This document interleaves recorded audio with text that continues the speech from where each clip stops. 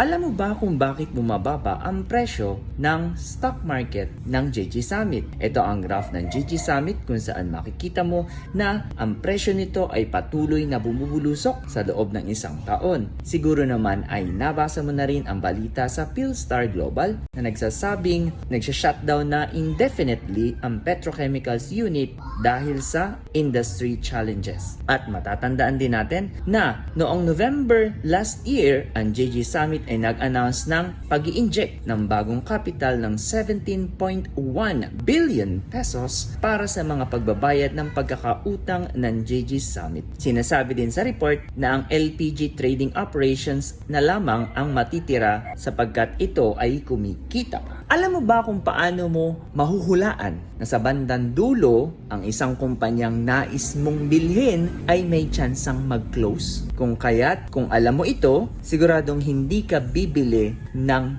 kumpanyang ito. Dapat tumitingin tayo sa kanyang financial health at ano ang titingnan? Ito yung quick ratio. Sa quick ratio, mapapansin natin na ang quick ratio ng JG Summit ay 0.44 noong 2024, 0.26 noong 2023, 0.34 noong 2022. Ano ang kahalagahan ng quick ratio? Ang quick ratio ang basihan kung gaano ka-healthy ang pamananalapi ng isang kumpanya.